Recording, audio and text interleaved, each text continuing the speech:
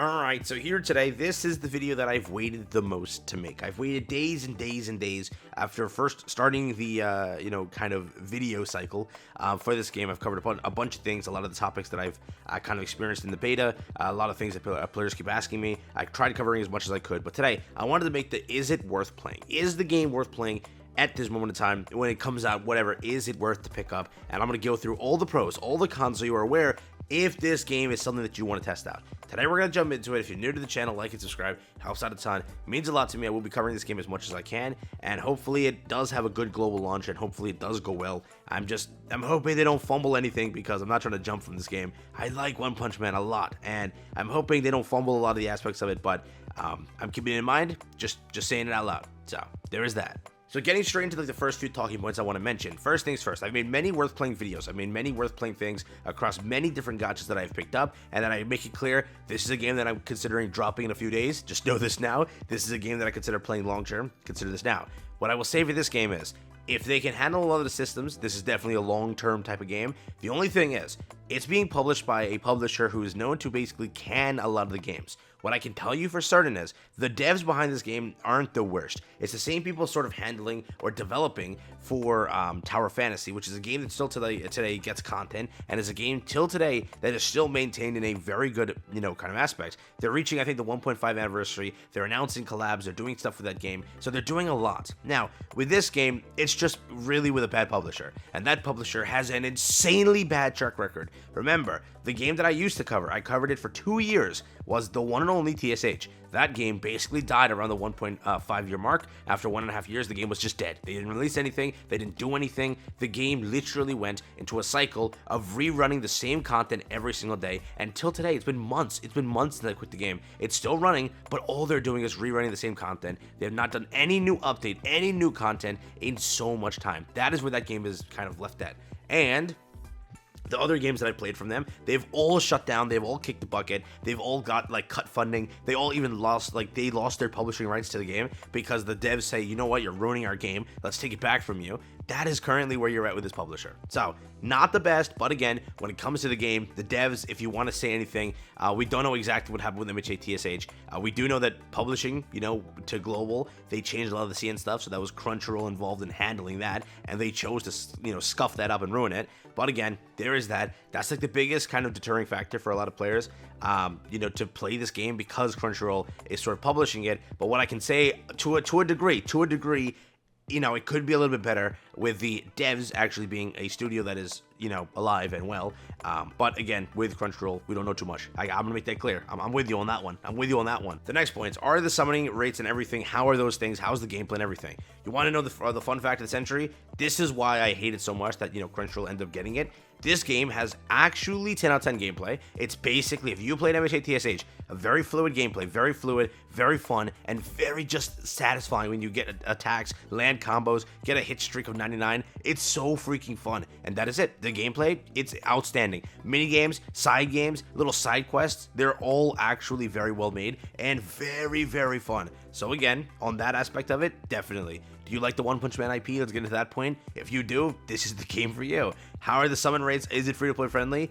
You got me there. Summon rates are not the best. I will make that clear. If you play a game like Genshin, and if you like Genshin, you'll like this game. It's literally just copy-paste Genshin over here. That's what they went for. Now, the thing is, remember, yes, with that rate, with that pity, with that whatever, is it going to be an issue? I don't know how many summons they're giving. I don't know when the global launch occurs and when they release everything. How many summons are you getting per day? If they up it or they double it or triple it from what Genshin is, then it's good. I do not like, again, some aspects of Genshin being I take forever to get summons, and I always end up losing the 50-50. So in that front, that's why I've never played, again, games of the sort that have that pity system, because it does burn out players very fast.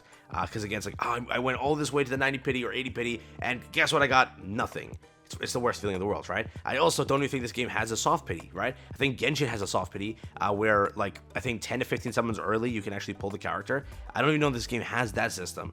But, again, summons and currency-wise, all that information has to be shown to us with the official launch. But off of the beta, the summons weren't bountiful. You weren't, picking up an insane amount of summons. But, again, there were no events active other than the beta events, which, again, we don't know what's going to happen there. So, we'll have to see how again this game distributes the summons and the currency associated. Once we learn that, kind of fact, then we have an idea for how it's going to be kind of handled. And if it's good, I'll let you know. I'll be the first one to tell you that, okay, it's Genshin's same pity system, which we already know, unless they changed it, and with a better summon rate, then it's good. Then you're getting more summons, you're taking care of the game, then it's fine. But again, we also don't know how long banners last. It could be a 3-week banner cycle, which that's why the pity is a little bit better, because it's not like a 1-week or 2-week banner system that some gachas have. We'll have to see it, but again, I'll be very, very honest with you. It's not like the greatest of summon systems, but it's not the worst, right? The games have had worst. So that's my quick little kind of truth on that front. Now, again, the next question I keep getting, does this game have longevity? Does it have the ability to survive? And it doesn't have the ability to kind of keep going? I'll be honest with you. The one thing that I keep getting from kind of people saying it to me, like when I talk in DMs, when I talk in my Discord, when I talk anywhere, they keep saying that this game, when it comes to characters, will definitely not have enough characters to release. Now, there's two different aspects of it. Does the dev team or the publisher give up on the game? That's different. But on character front, let's solely focus on the character front. There are plenty of characters to get through. Like, you have to realize, if this game is doing 2 weeks to 3-week banners, you have plenty of characters. And they've already told us, they've already said, they plan to do holiday-themed things. They plan to take a character, turn them into a holiday-themed thing, and release them. For example, Santa Saitama. If that happens, that's a freaking, block of at least 2 to 3 or 4 slots a year of summer characters, Halloween characters potentially, Christmas characters, right? There's so many blocks that they can remove a character that would have released and put, some of these seasonal ones in there to at least fill up the gaps and kind of have that. And for the IP itself, One Punch Man has a lot of characters, correct? And they already told us that they're going to upgrade characters. So, for example, you have Genos right now, and then when season 5, whenever that comes out, right? Or whenever in the manga, right? When that happens, boom, they're going to have a new Genos for that. That's how they also plan on doing things there. But again, there's so many heroes throughout the game that have been shown to us, that haven't been shown to us, that again would get introduced to us via the story if it keeps going past the animated part. There's a lot of stuff. So I'll be very honest with you. This game does have at least a good 3 years worth of characters. That's again if the game and the publisher doesn't give up on it.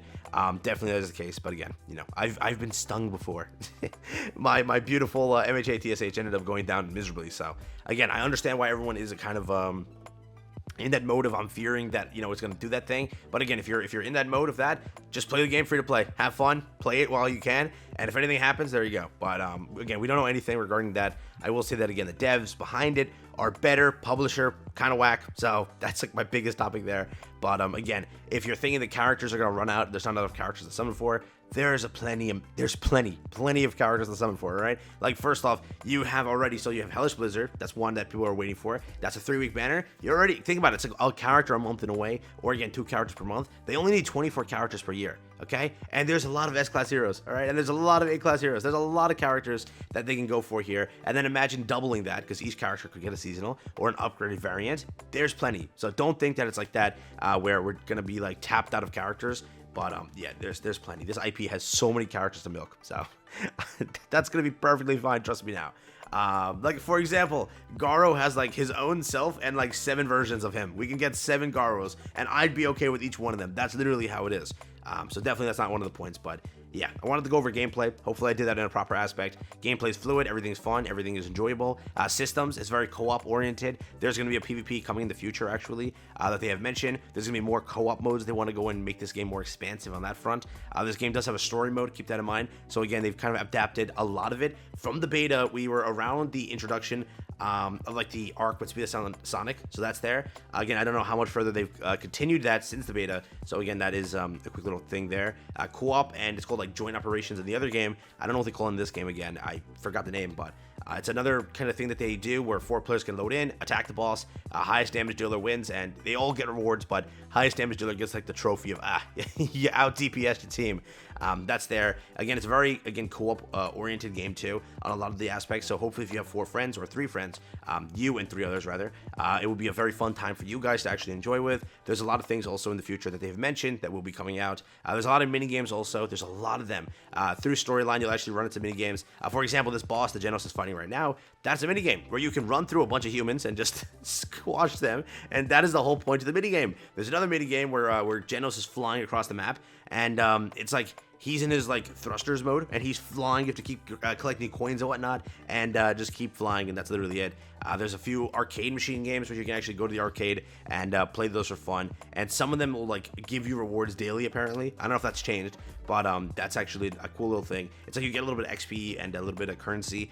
It's kind of a cool thing, but a lot of systems in the game are there. They have shops and everything. And on the front of gameplay, again, I told you, there's a lot to kind of take in. If you don't like story mode, you like co-op. If you don't like co-op, you like minigames. You don't like minigames, there's a few other like sporadic modes you can pick up. I don't know if it's like a dungeon or like a labyrinth type thing, but they have another weird one. I don't know what that is exactly, but can't speak. But I'll check that and I'll get back to you when the official launch is there, when I have better gameplay for it. But again, on those fronts, game is good.